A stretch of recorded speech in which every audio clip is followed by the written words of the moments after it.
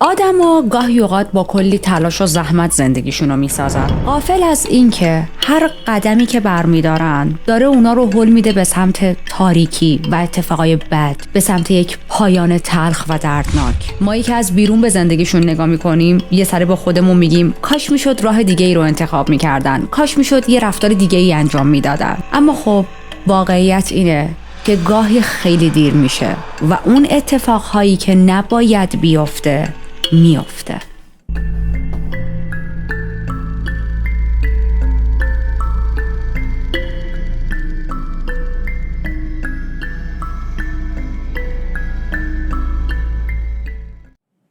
من ریتا هستم و توی این چنل وارد دنیای جنایی میشیم. اگر شما هم مثل من محتوای جنایی رو دوست دارید، حتما سابسکرایب کردن چنل رو در نظر بگیرید که وقتی من ویدیوی جدید میذارم از دستش ندید. پرونده امروز جدیده و اواخر 2023 اتفاق افتاده، ولی ریشش برمیگرده به اوایل دهه 2000 و ما هم میخوایم از اونجا همه چیز رو بررسی کنیم تا بتونیم بهتر تمام ماجرا رو درک کنیم.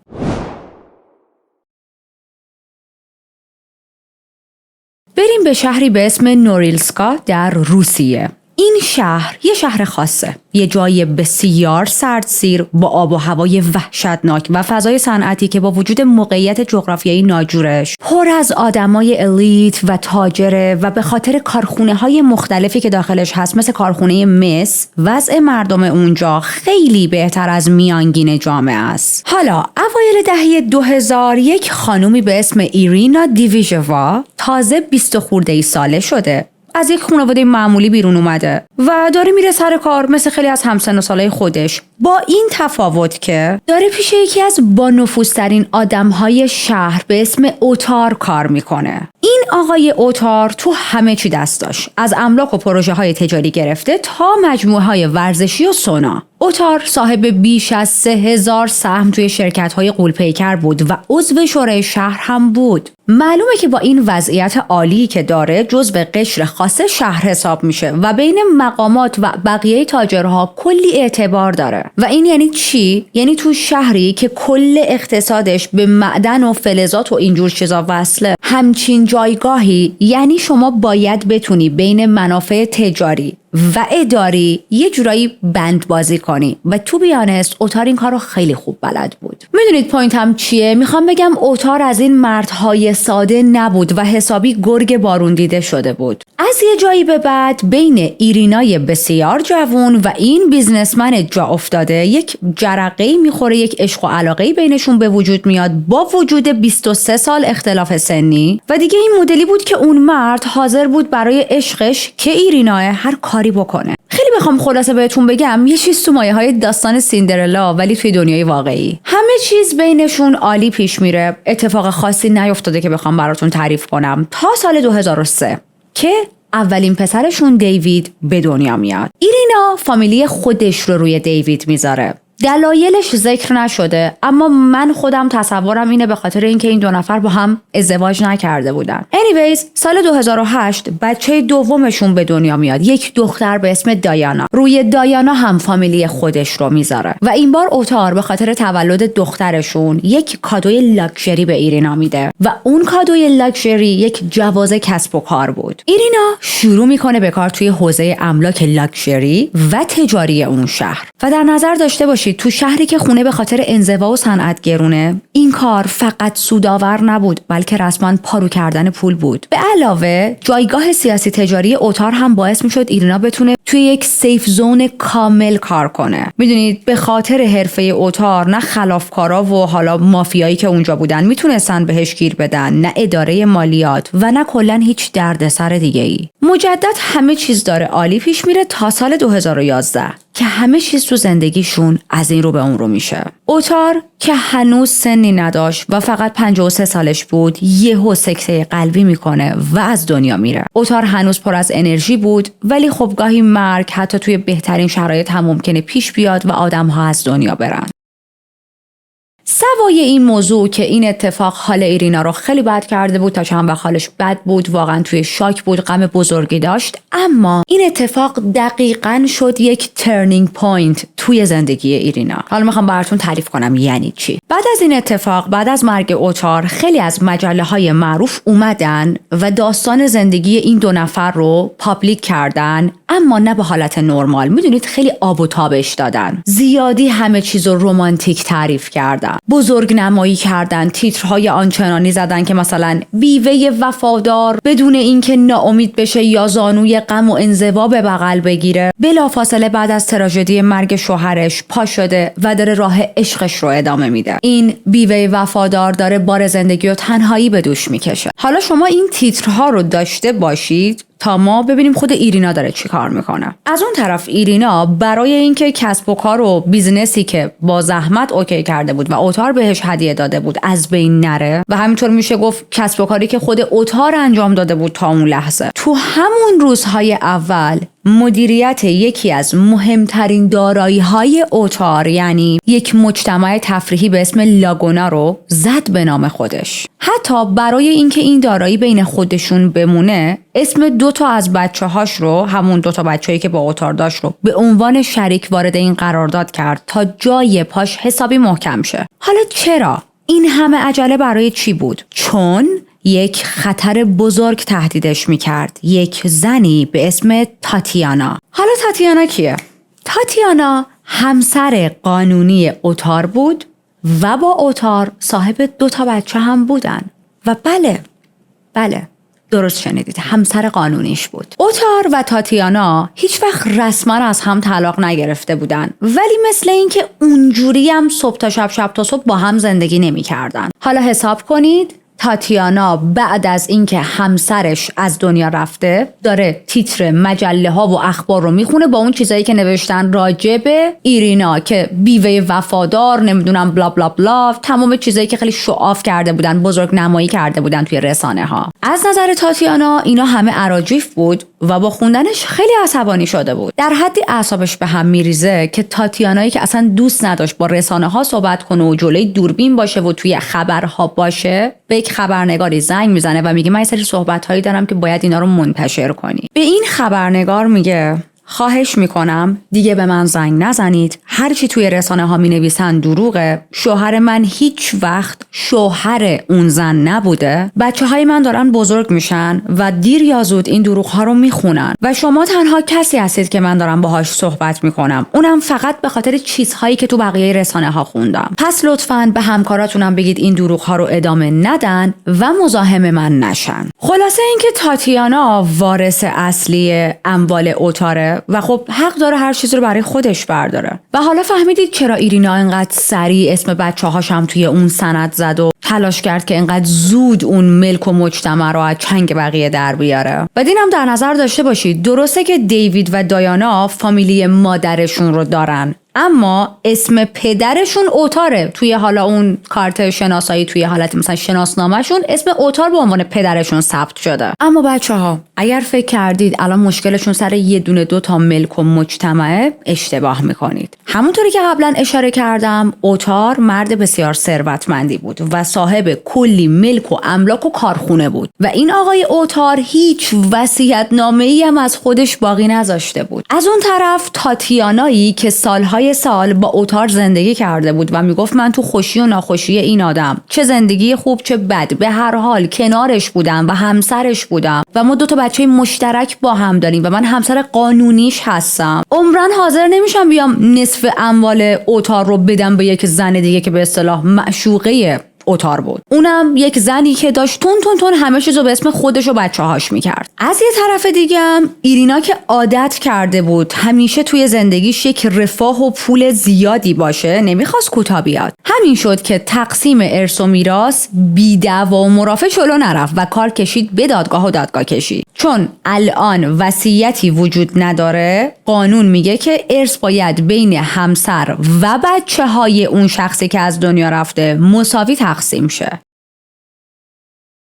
اینجاست که میگن یه دیوونه یک سنگو میندازه توی چاه و 100 تا عاقل هم نمیتونن درش بیارن. مرد حسابی، تو که داشتی میپریدی، حداقل واضح و کلیر میپریدی. کسی که 2 تا پارتنر داره، 4 تا بچه داره، 2 تا از این 2 تا از اون، باید فکر این روزا رو هم بکنه دیگه. حداقل یک وصیت‌نامه کوچیک باید مشخص کنه، نه اینکه اگه خودش مرد اینجوری اطرافیان و عزیزاش بیفتن به جون هم دیگه. long story short، بخوام دادگاهشون رو براتون خلاصه کنم، چون موضوع این دادگاهشون خودش کیس جداییه واقعا. دادگاه در نهایت اومد طرف تاتیانا رو گرفت و گفت حدود 2/3 اموال و سهام شرکت ها باید برسه به تاتیانا و 2 تا بچه‌ش. سهم بچه‌های ایرینا شد کمتر از 1/3، که خب البته همون مجموعه لاگونا هم جزوش بود، همونی که سریع اومد و زد به نام بچه‌هاشو کرد شریک و اون کارو انجام داد. بعد این مجموعه‌ای که میگم فکر نکنید کم پولیه ها، نه، یک مجموعه بزرگه، خیلی میارزه. به علاوه این که ایرینا خودش بیزنس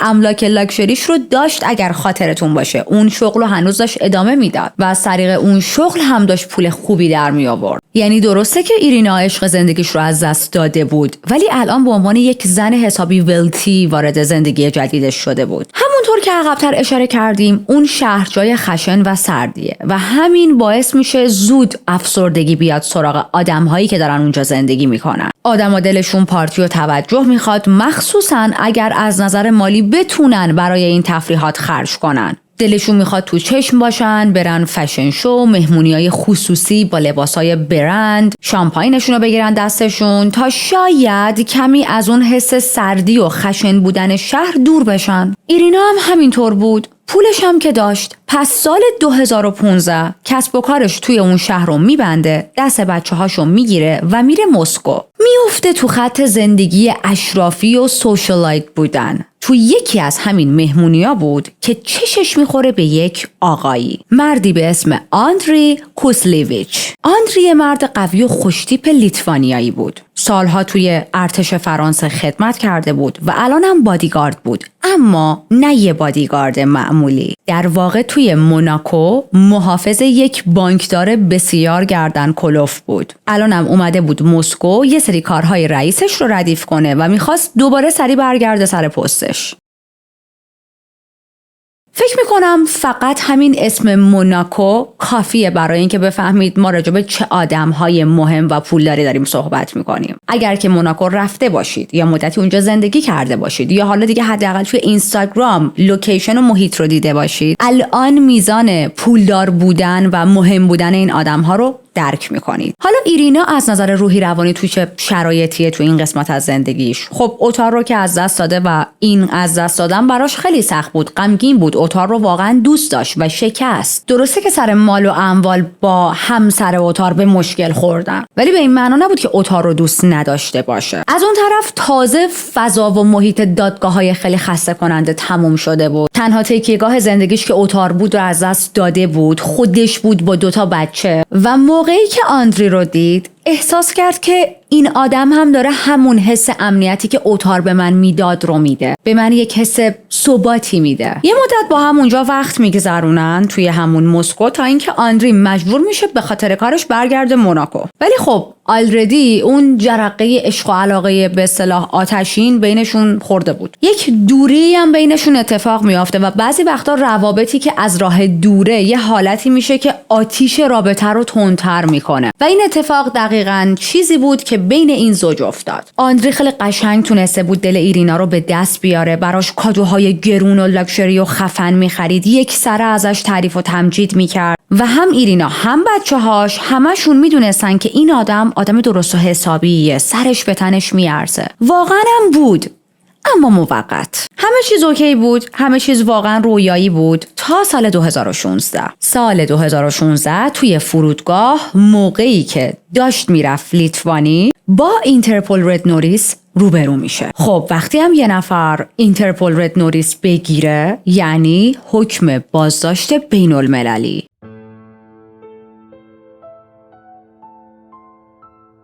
حالا بریم ببینیم اصلا ماجرا چی بوده. چرا این آدم باید یه همچین چیزی از سمت پلیس دریافت کنه؟ چرا باید پلیس بین الملل دنبالش باشه؟ بریم به اوایل اکتبر سال 2016. گفتیم آندری داشت برای یک آدم گردن کلفت و پولدار کار میکرد دیگه.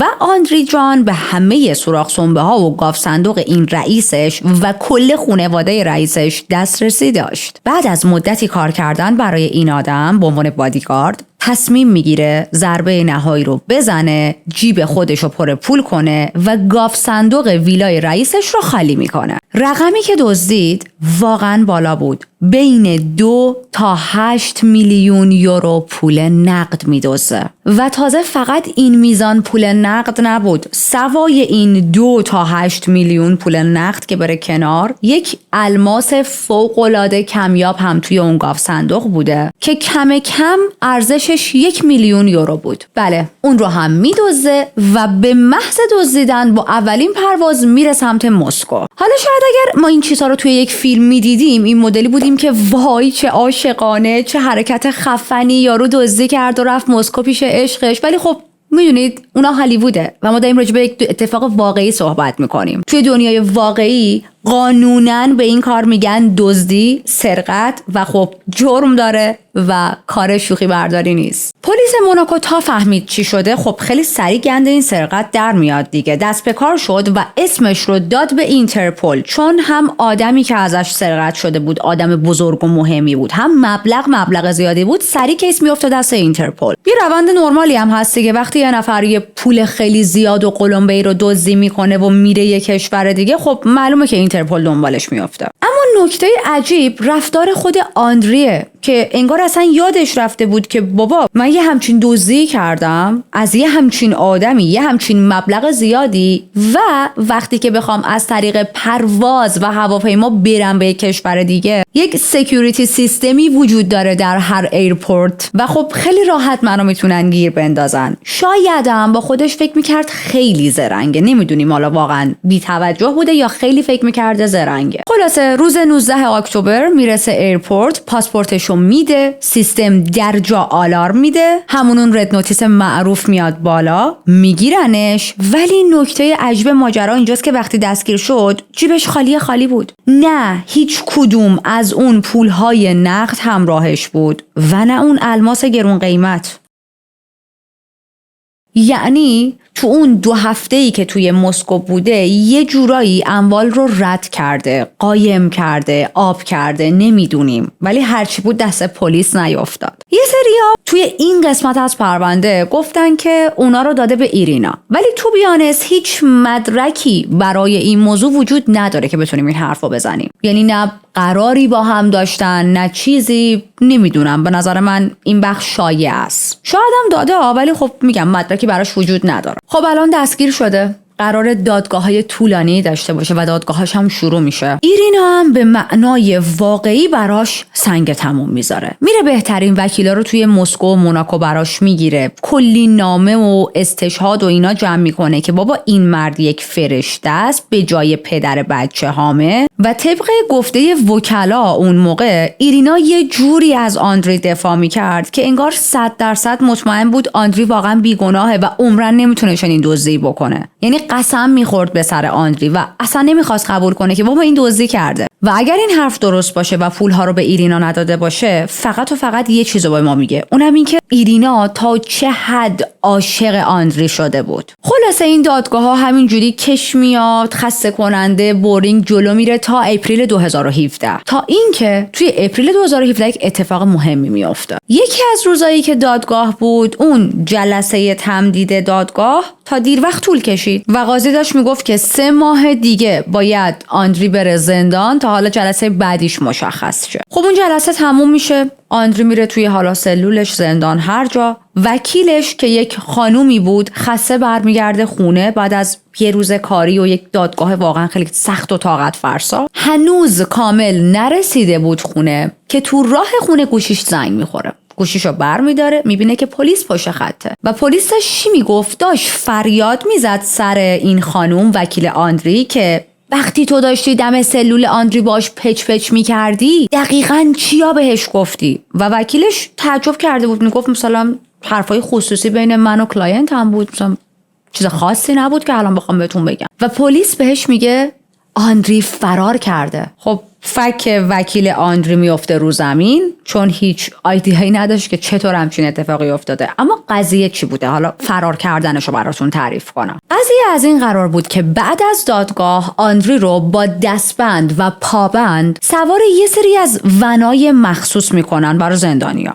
ولی این بشر یه جوری قفل رو باز کرده بوده، یک مأمور پلیسی هم اونجا توی اون ماشین بوده، اونو هل داده کنار، تونسته در رو باز کنه و تو تاریکی شب فرار کنه و بره سمت حالا جنگل، خونه های مردم، بره دیگه از چشم پلیس فرار کنه. از اون طرف چون هوا تاریک بود، پلیس ها و نگهبان ها جرئت نکردن شلیک کنن، چون ممکن بود که تیرشون بخوره به مردم. پلیس خیلی زود مشخصات آندری رو به همه واحدهاشون دادن، ولی خب نتونستن تو تعقیب و گریز و تمام مثلا ایستایی که گذاشته بودن آندری رو گیر بندازن. یه جورایی انگار آندری آب شده بود، رفته بود تو زمین. یا من چی میگم؟ توی اینجور شرایط رفقای قدیمی یادشونه، آندری شده بود رفته بود هوا. اینقدر فرار آندری عجیب بود که پلیس شک کرده بود نکنه این آدم هم دست داشته یا حتی با خود مامورهای پلیس ریخته بوده رو هم که درو براش باز بذارن. یه حالتی که درو براش باز بذارن، اینم بره بپره توی یک ماشینی که از قبل منتظرش بوده. ولی میدونی همه اینا فقط در حد تئوریه، هیچ وقت ثابت نشده.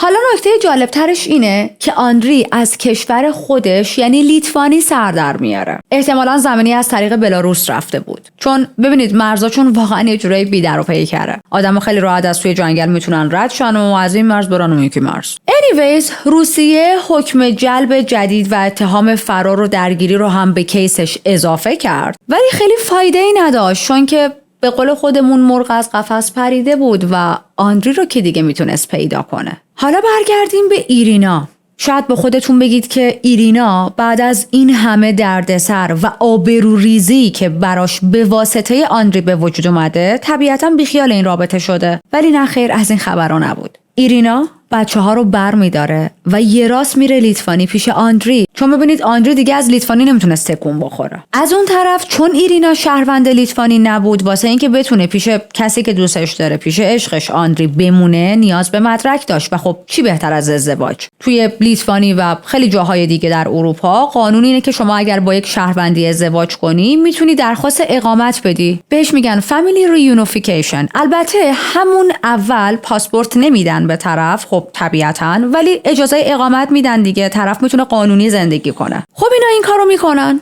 اوایل زندگی مشترکشون هم همه چیز خیلی رمانتیک و آروم بود. مخصوصا دایانا دختر ایرینا حسابی با آندری جور شده بود و واقعا دیوونه وار آندری رو دوست داشت، مثل پدر واقعی خودش. این رو هم فراموش نکنیم که دایانا کم بوده پدر رو توی زندگیش حس میکرد و رسما آندری رو بابا صدا میکرد. اما به همین دوتا بچه توی زندگیشون قانع نبودن و توی سال 2018 یک بچه مشترکی به دنیا میارن به اسم ماکار، یک پسری، و الان خانواده‌شون همینطوری داره بزرگ و بزرگتر میشه.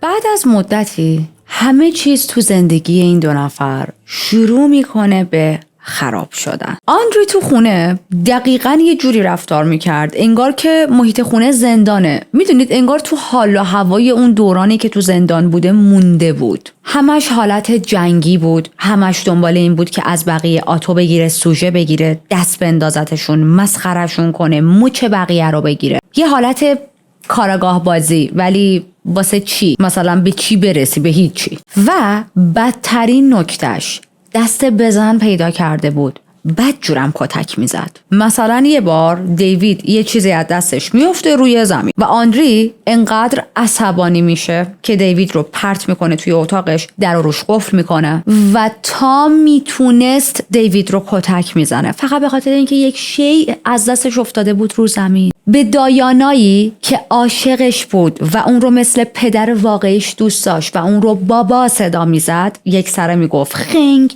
بیخاصیت. تمام مدت با ایرینا شوخی های زننده می کرد، گوشیشو ازش میگرفت، چک میکرد و یا خیلی وقتا توهین‌آمیز باهاش حرف میزد. خلاصه میخوام بهتون بگم داستان عاشقانه اون خانم با کلاس و شیک و با پرستیژی که یک بادیگاردی پیدا کرده بود و عاشق اون بادیگارد شده بود و اون بادیگاردم یک دل نه صد دل عاشق شده بود، بعد از 2 سال تموم شد و همینطور شمارش معکوس شروع شده بود برای اتفاق افتادن یک فاجعه. ولی بچه‌ها اوضاع بینشون خیلی خرابتر از چیزی بود که تا اینجا تعریف کردم. بعد از مدتی آندری که انگار عادت کرده بود به اذیت کردن بچه‌های ایرینا و خود ایرینا، رفتارهاش رو بدتر هم میکنه و شروع میکنه شکنجه روانی برای ایرینا انجام دادن. حالا این شکنجه روانی یعنی چی؟ میومد خونه، یک عالم مشروب میخرید، این باتل های مشروب و همینجوری دور تا دور خونه میچید و وقتی بهتون میگم باتل مشروب نه یه دونه 2 تا 5 تا، نه، خونه رو پر میکرد از مشروب و میشست جلوی چشم زنش یعنی ایرینا همینطوری قلوب مشروب میخورد. حالا چرا این کار باید برای ایرینا اذیت کننده باشه و چرا باید شکنجه روانی باشه؟ اول از همه این که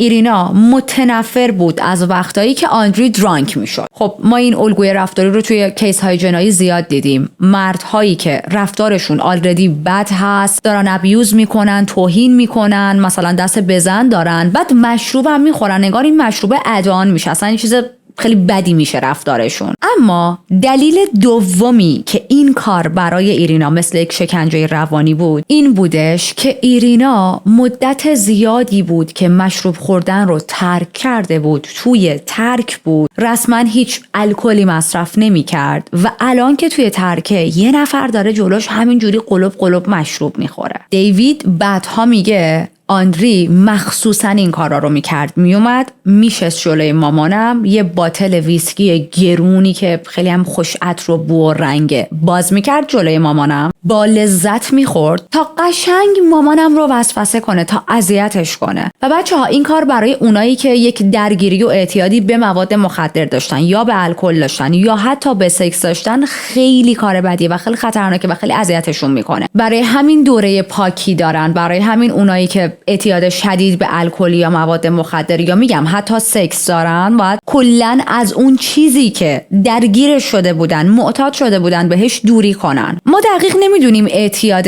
ایرینا به الکل از کی شروع شده بوده، چقدر شدید بوده و چقدر طولانی مدت بوده، اما میشه حد زد احتمالاً اون موقع که توی مسکو داشت یک زندگی پر زرق و برقی میکرد از دستش در رفته، توی مشروب خوردن زیاده روی کرده و وقتی که رفته لیتوانی تصمیم گرفته که پاک بمونه. حالا الان آندری دقیقاً دست گذاشته بود رو نقطه ضعفش و داشت جنگ روانی براش را مینداخت. خلاصه از یه جایی به بعد ایرینا به خودش میاد و میبینه که دیگه نمیتونه با همچین مردی زندگی کنه. به بهانه این که میخواد بره مهمونی و مسافرت، اجازه خروج پسر کوچیکش ماکار رو از آندری میگیره و با دایانا و ماکار از لیتوانی فرار میکنه.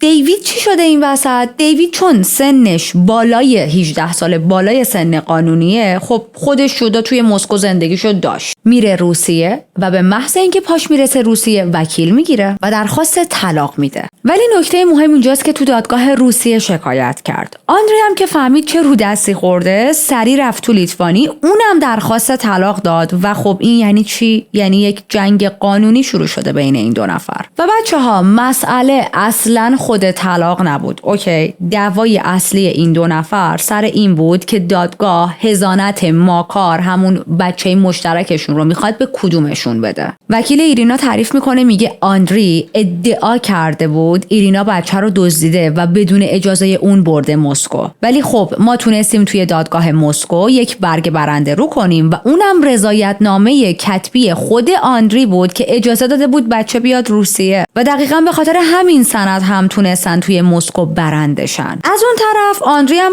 قطعاً بیکار نشسته بود دیگه و تونست دادگاه لیتوانی رو برنده شه. یعنی واقعاً یک وضعیت کمدی پیش اومده بود که طبق حکم روسیه بچه مال ایرینا بود، طبق حکم لیتوانی بچه مال آندری. حالا وسط این مشکلات و دادگاه برو بیا و این برنامه ها ما رسیدیم به سال 2021 و ایرینا داره همچنان زندگی لاکچری خودش رو میکنه. یه شایعه‌ای پخش میکنن راجبش، میگن که یه مدت رفته بود توی کار مدلینگ، ولی یک دوست صمیمی داشت ایرینا، اسمش ویکتوریا بود و این ویکتوریا خانوم هم یه دونه از این شاخهای خفن اینستاگرام بود. توی یه سری ریالیتی شو رفته بود و از این اینفلوئنسرهای خیلی خیلی معروفه دیگه. حالا این دوست صمیمی ایریناست، در حال حاضر هم داره توی موناکو زندگی میکنه. این ویکتوریا میگه که ایرینا همیشه دنبال تغییر و پیشرفت بود توی زندگیش، اما هرگز مدل نبود و دنبال مدلینگ نرفته بود. نه که بخوایم بگیم مدلینگ چیز بدیه ها، ولی ایرینا نرفته بود دنبال اینکه مدل شه. ویکتوریا میگه این که میگن ایرینا مدل بوده واقعا فقط حرف مفته و زایده ذهن مردمه. ایرینا انقدر پول داشت که میتونست بره استودیو عکسای حرفه‌ای بگیره بذاره اینستاگرامش، برای همین خیلی‌ها فکر کرده بودن این آدم مدله. این آدم فقط پولش زیاد بوده، شغلش مدلینگ نبوده. من هم دارم روی این بخش از پروندهش تاکید میکنم، به خاطر اینکه خیلی ها دیدم توی یوتیوب و این ور اون ور و یه سری وبسایت ها راجع به این پرونده اینطوری تیتر زده بودن که مثلا مدل معروف بلا بلا بلا مثلا اینجوری اونجوری، در صورتی که ایرینا مدل نبود. و خب میدونید من بدم میاد به شایعه پروبال بدم و همیشه اون حقیقتی که وجود داره رو میگم.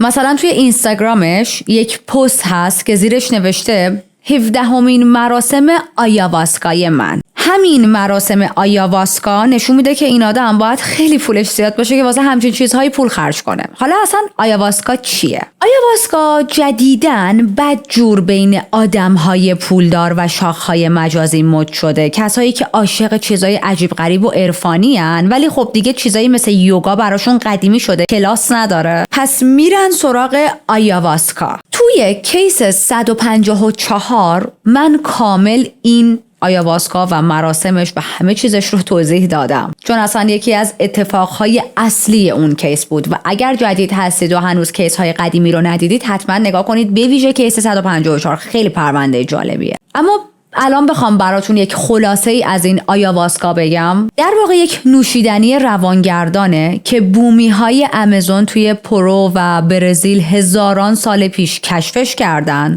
و الان افتاده دست مردم واسه چوسکلاس. حالا اصلا چیه؟ از ترکیب 2 گیاه درست میشه که یکیش یک گیاه توهمزای بسیار قویه، اون یکیش هم کاری میکنه که معده این مواد رو هضم نکنه تا مستقیم این مواد برسه به مغز. خب یه معجون واقعا غولیه دیگه و یک تجربه عمیق و دیدار با خود واقعی رو به گفته ی آدم هایی که مصرفش کردن یا حالا خوردن یا هرچی میده. تو این روزا آدمای میان سال پولدار پا میشن میرن پرو یا حالا مثلا مراسم های زیرزمینی توی اروپا تا معنای زندگی رو پیدا کنن. یعنی میگن که با خوردن این ما معنای زندگی رو پیدا میکنیم. حدود 20 دقیقه بعد از خوردن این دمنوش سفر به اعماق درون شروع میشه که شامل توهم، خب چیزای عجیب غریب میبینن، صداهای عجیب میشنون، احساسات شدید میاد سراغشون و البته گلاب بروتون اسهال استفراغ شدید هم جزوی ازش هست، بخشی ازش هست. آدم‌های روشنفکر شروع می‌کنند به دیدن مار و ارواح و جن و اجنه و حل کردن تراماهای بچگیشون و حس می‌کنن دارن تو فضا حل میشن. اینا همه تجربه هایی که من داشتم سرچ می‌کردم، خوندم و این وایبی که می‌گیرن حدود 4 تا 6 ساعت طول می‌کشه. بعضیا برای اینکه این فازش به اصطلاح سنگین‌تر بشه همزمان قرص ضد افسردگی هم می‌خورن که خب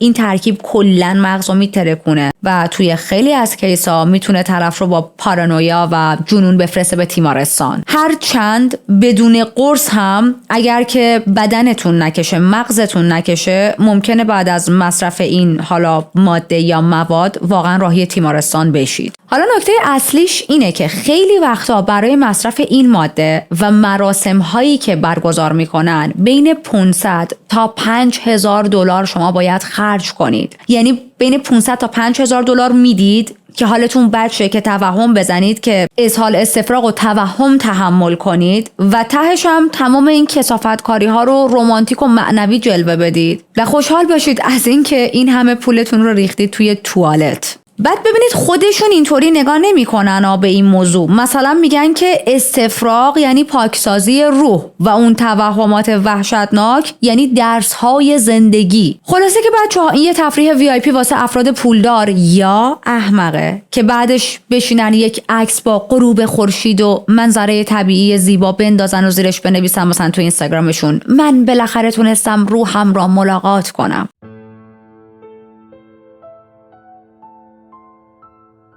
حالا که با این سفرهای توهمی بیشتر آشنا شدیم میخوام بهتون بگم که توی زندگی ایرینا چنین سفرهای زیاد بود. یعنی خانم ایرینا $5,000 $4,000 $2,000 زیاد پول میداد تا مثلا باباشو ببینه، بالا بیاره، اسهال بشه، حالش بد بشه و بعد احساس پاکسازی روح بکنه و برگرده به زندگیش تا چند وقتی که دوباره بیاد همچین هزینه‌ای بکنه. ولی حالا این برنامه‌هاش به کنار، ایرینا از یه جایی به بعد شروع میکنه با دخترش دایانا و پسرش ماکار زندگی کردن بین 2 کشور. کشور دوم کجا بود؟ یه ویلا توی یک شهرک خصوصی و بسیار لاکچری و حفاظت شده توی بودروم ترکیه. تو ترکیه هم مجدد میره تو کار خرید و فروش املاک لاکچری و چون قبلا این کارو کرده بود و دستش تو کار بود، کاروبارش هم حسابی میگیره. خب همه چیز تقریبا میشه گفت معمولی بود، نرمال بود تا سال 2022 که سر و کله آندری پیدا میشه. اونم کجا؟ تو همون شهرک فوق امنیتی و حفاظت شده و لاکچری. اما فکر نکنید که مثل یک جنتلمن مثلا اومده در زده زنگ زده و گفته که من دلم واسه تو بچه‌ها تنگ شده بلا بلا بلا. نه، رسما با وحشی بازی پیداش میشه. آندری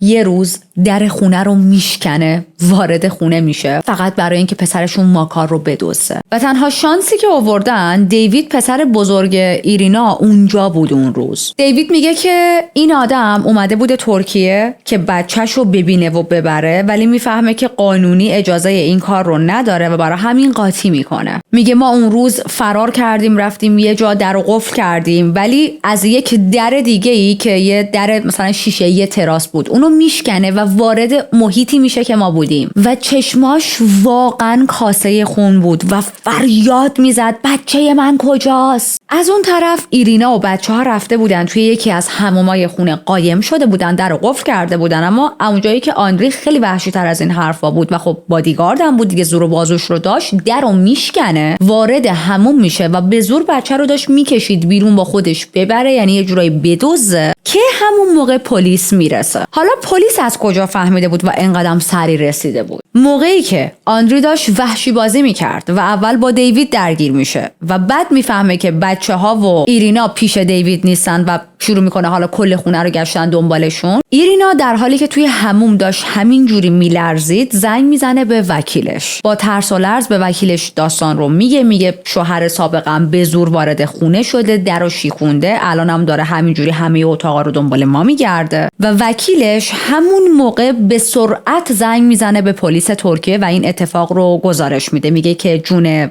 چند نفر توی اون خونه در خطره و همزمان یک شکایت دیگه بر علیه آندری توی مسکو ثبت میکنه. خب پلیس ترکیه میاد، آندری رو دستگیر میکنه، میندازنش بیرون، یک حکم ممنوعیت براش صادر میکنن. ممنوعیتی که حق نداشت سمت خونه اینا بره، سمت مدرسه بچه‌ها بره، سمت مهد کودک بچه‌ها بره و طبق قانون ترکیه این حکم فقط 1 سال اعتبار داشت. حالا سوالی که برای من پیش اومد و ممکنه برای خیلی از شما هم پیش اومده باشه، پس بهش میپردازیم. چرا اینا قایم نشده بودن از دست آندری؟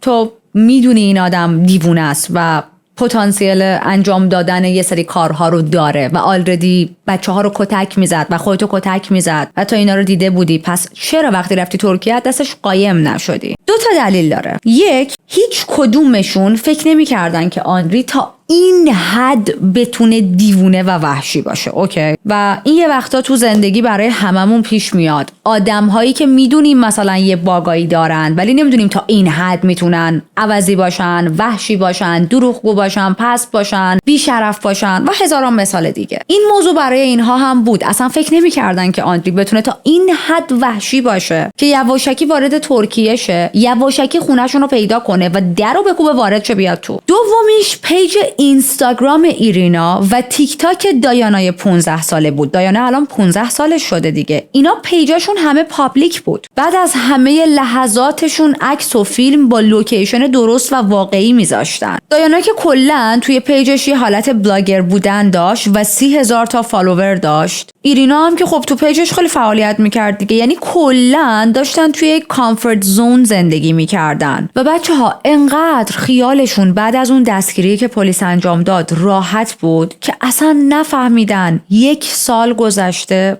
و الان اون حکم منع نزدیکی و اینای آندری اعتبارش داره تموم میشه.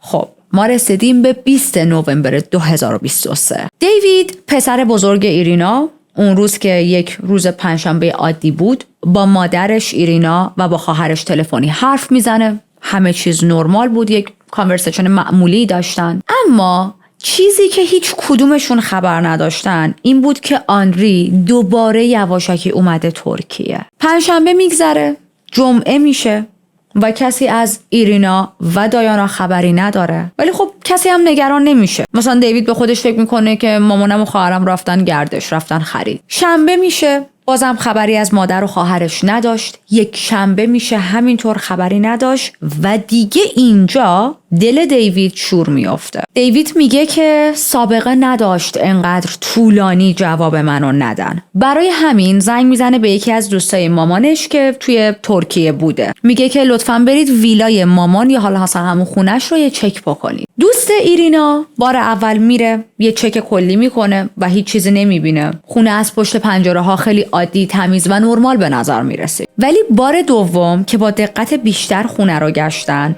دیدن روی مبل یه سری لکه های خون وجود داره که یک حوله‌ای افتاده روش، حالتی که این لکه ها رو کاور کنه. همونجا بود که فهمیدن این سکوت و بیخبری از این مادر و دختر خیلی ترسناکتر از چیزیه که فکرشو بکنن. دوست ایرینا سری میره سراغ پلیس، چیزی که دیده رو میگه، اعلام مفقودی میکنه و نه فقط اعلام مفقودی ایرینا بلکه دایانا و ماکاری که سنش هم خیلی کم بود، چون ماکار هم نبود توی اون خونه. پلیس اومد و به خاطر لکه های خونی که دیده بودن اونجا رسما شده بود کرایم سین و یک رد پای خونی هم پلیس پیدا میکنه، کفش سایز 46 و به خاطر ابعاد بزرگی که داشت و مدلش مشخص بود که این رد پای یک مرد بالغه. البته میخوام اینو در نظر داشته باشید که پلیس ترکیه واقعا داره سریع عمل میکنه توی این کیس. مثلا اولین چیزی که متوجه شدن دیدن که ماشین ایرینا نیست و سریع پلاکش رو ردیابی کردن و فهمیدن که ماشین ایرینا دم یک ایرپورت پارک شده. ببینید توی بودروم تقریبا همه جا دوربین‌های ترافیکی و اینا هست، مخصوصا دیگه خب این سالها،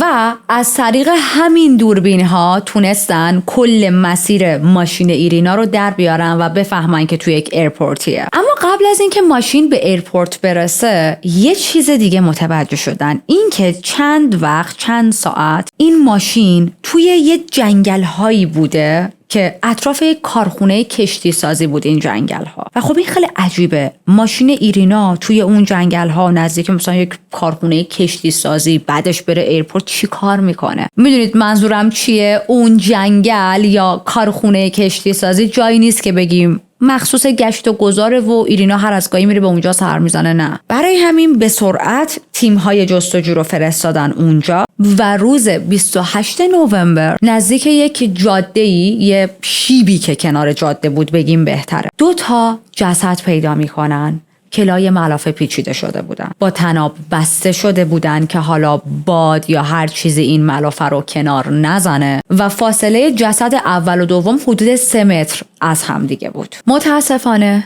این جسدها متعلق به دایانای 15 ساله و ایرینای 42 ساله بودن. از توی ماشین ایرینا اثر انگشت برمیدارن، یه سری اثر انگشت بود و وقتی که این اثر انگشت رو برمیدارن میبینن که بله با اثر انگشت آندری یکی هن. و حالا از کجا سری فهمیدن که چنین تطابقی وجود داره؟ چون پلیس ترکیه از همون موقعی که حکم عدم نزدیک شدن بهش داده بودن نمونه اثر انگشتم ازش گرفته بودن. علاوه بر اون رد پای سایز 46 هم که توی خونه دیده شده بود دقیقاً سایز پای آندری بود.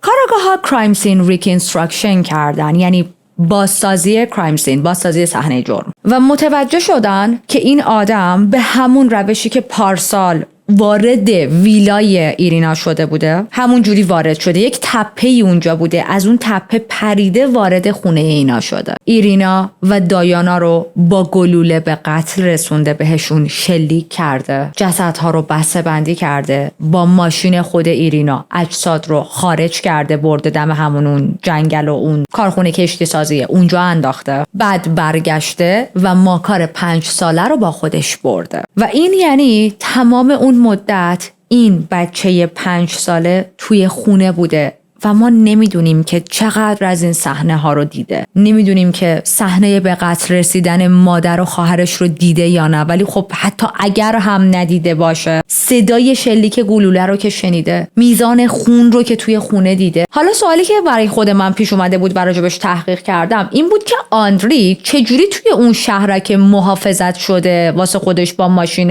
ایرینا میرفت و میومد. چون ببینید چنین شهرک هایی حالا نه فقط توی ترکیه، هر کجای دنیا خیلی حساسن و به خاطر امنیت و سکیوریتی بالایی که وجود داره خیلی چک میکنن که کی میاد کی میره. مثلا جایی که خود من زندگی میکنم یه حالت شهرکه و هیچ گونه حتی دلیوری آمازون اجازه نداره بدون اپروف کردن من وارد شه. برای هر بخشی شما یه کارت مخصوص داری، میخوای مثلا از باشگاه استفاده کنی کارت مخصوص داری، میخوای از استخر استفاده کنی کارت مخصوص داری، میزنی در وامیش، میخوای از اون شهرک خارج چی وارد چی کارت داری، حالا سوای این که نگهبان هم هست. اوکی. و ایرینا داشته توی همچین جایی زندگی میکرده. پس چطوری آندری واسه خودش راحت میرفته میومده؟ چون ما گفتیم یه بار اجساد رو میبره از اون شهرک خارج میکنه و بعد برمیگرده میاد ماکان رو برمیداره و میبره دیگه. چون اون شهرک یک شهرک لاکچری بود و اکثر آدم‌ها راننده شخصی داشتن و این راننده ها اونجوری نبودن که حال مثلا سالیان سال برای هر خانواده‌ای کار کنن، یا شما یک خانواده‌ای رو میدیدید که تازه راننده‌ای رو استخدام کردن. پس مجوز عبور و مرور داشتن روی ماشیناشون، روی حالت پلاک ماشین، یا شاید هم یک کارتی داشتن. و نگهبانی دیگه کار نداشت کی پشت فرمونه. نگهبانی براش مهم بود که اوکی این ماشین جواز این رو داره که از این شهرک خارج شه یا واردش شه. حالا کسی که پشت فرمونه ممکنه راننده باشه و همه فکر کرده بودن آندری راننده ایریناست. برای همینم انقدر راحت رفت و آمد میکرد و جسد رو تونست ببره بیاره و بچه رو برداره و فرار کنه بره. با وجود اینکه پلیس ترکیه خیلی فرز بود و واقعا من تعجب میکنم کمتر کیسی ما دیدیم پلیسش انقدر سریع عمل کنه و کلا کیس رو یه روزه میبندن و میفهمن که ایرینا و دایانا چجوری به قتل رسیدن، جسدشون کجا بوده، کی قاتلشون بوده، همه اینا رو تو 24 ساعت انجام میدن. اما آندری یه قدم جلوتر بود و از پلیس های ترکیه هم زرنگ‌تر بود و تونست با ماکار فرار کنه. پلیس ترکیه به سرعت به اینترپل خبر داد، ولی آندری دستگیر نمیشه تا می 2024. حالا الان میخوایم بریم کجا؟ میخوایم بریم آلمان. یعنی ما تو این کیس همه رو با هم مرور کردیم. آلمان الان توی سال 2024 خودشو داره واسه مسابقات فوتبال آماده میکنه و با وجود اینکه توی اروپا معمولا همیشه مرزا بازه، ولی اون موقع 22,000 تا پلیس فدرال ریخته بودن لب مرز به خاطر اینکه خب مسابقات بود دیگه و میخواستن امنیت مردم رو تامین کنن. معمولا توی همچین شرایطی آمار خرابکاری و خلاف میره بالا و پلیس هم دنبال هر چیزی بود که میتونه مشکوک یا خطرناک باشه. حالا بریم به 5 می 2024. نصف شب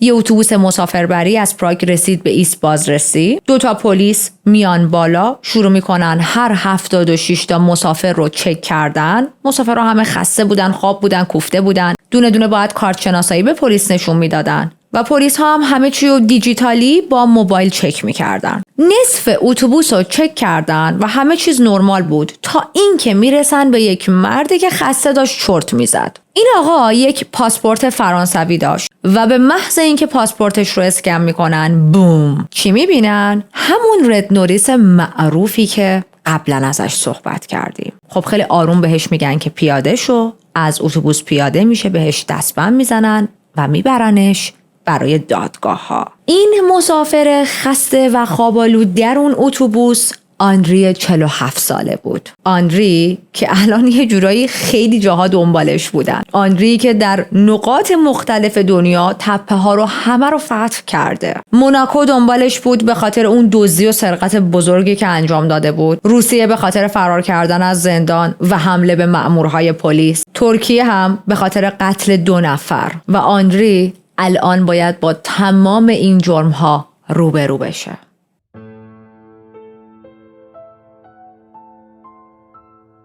بیشتر از 1 ماه توی زندانهای آلمان منتظر بود تا تکلیفش روشن شه. البته طبق تحقیقات هم زندانهای آلمان حکم هتل رو دارن، واقعا دست کمی از هتل ندارن و بعید میدونم که خیلی بهش بد گذشته باشه. تا برسیم به 10 جون 2024 دادگاه حکم میده آندری رو با هواپیما میفرستن استانبول برای اینکه قرار بود محاکمه هاش توی ترکیه آغاز شه. اما سوالی که برای من پیش اومد و میدونم برای شما هم پیش اومده، پس ماکاری که الان 6 ساله شده کجاست؟ چون اون روز توی اتوبوس آندری تنها بود و هیچ کودک 5-6 ساله‌ای همراهش نبود. ماکار رو توی 16 اکتبر تو خونه مادر آندری پیدا کردن. پلیس لیتوانی مشخصات رو از اینترپل میگیره، میره سراغ خانواده اسمش رو یادم رفت، آندری، و میفهمن که این بچه از دیسمبر 2023 اونجا بوده. یعنی بعد از اینکه این بچه رو از ترکیه دزدیده گذاشته پیش مادرش. چون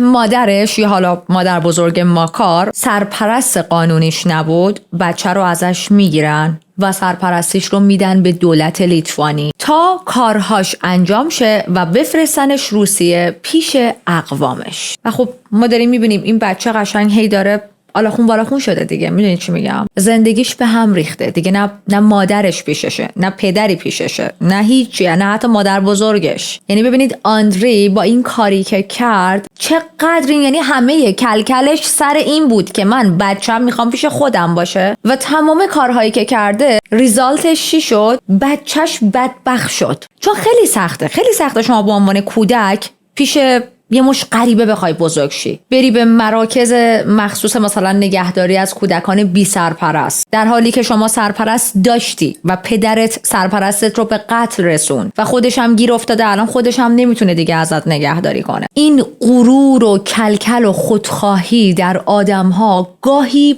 چه آسیب هایی که نمیزنه، واقعا عجیبه برام. anyways دیوید پسر بزرگ ایرینا توی یک مصاحبه‌ای میگه که اگر دنبال این باشن که بدونن چه جوری باید این بچه بزرگ شه، من حاضرم تمام و کمال برادری کنم و نگهش دارم. اما خب کسی به حرف دیوید کار نداشت و همه چیز باید پروسه قانونی خودش رو میرفت جلو. دادگاه‌های آندری ادامه داشت و دادستان برای هر قتل یک حبس ابد جدا درخواست داشت. پروسه دادگاه‌ها 6 ماه طول کشید و همه چی از شهادت شاهدها تا نظر کارشناس‌ها و اینا همه رو زیر و رو کردن و بالاخره 18 دیسمبر دادگاه حکم نهایی رو داد. 2 بار حبس ابد به خاطر هر قتلی که انجام داده بود بدون امکان آزادی مشروط. و خب الان هم این آدم داره دوران محکومیتش رو توی زندانی میگذرونه که خیلی جای مناسبی نیست. یک زندانی که بیش از حد شلوغه، بیش از حد کثیفه و کلاً به شرایط غیر بهداشتیش معروفه. زندانیان مدام از بی‌آبی، کپک روی دیوارها، نبود بهداشت، نبود دکتر شکایت میکنن.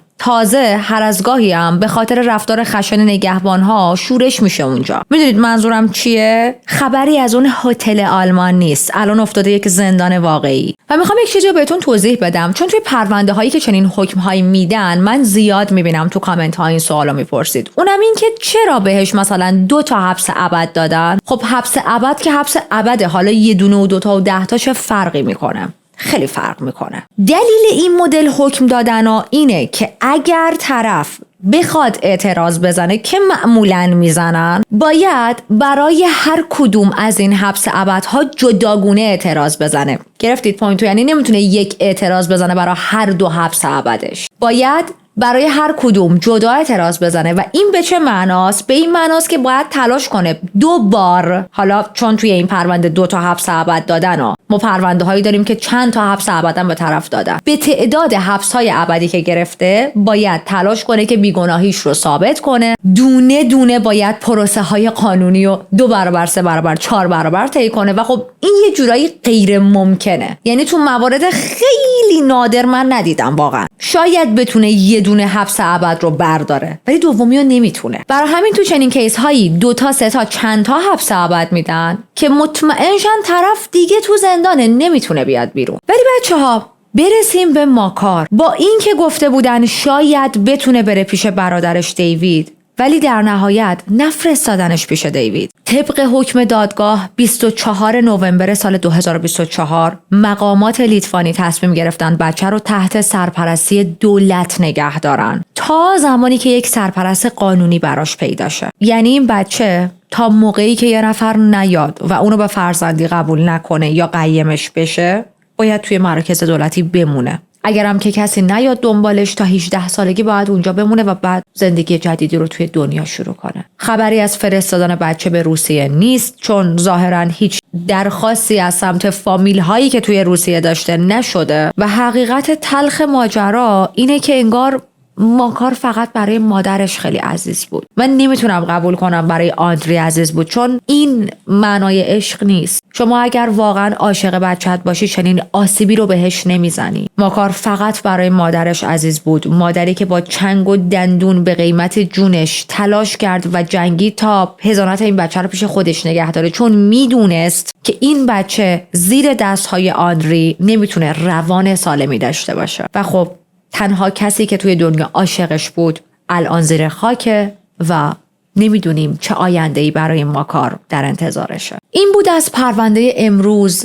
اما قبل از اینکه با هم خداحافظی کنیم مثل روندی که ما همیشه توی این چنل داریم بیایید چند ثانیه چند لحظه راجع به مقتولینمون صحبت کنیم و یادشون رو زنده نگه داریم. ایرینا شاید اشتباهات یا ایرادهایی توی زندگیش داشت مثل خیلی از ماها، اما یه مادر واقعی بود.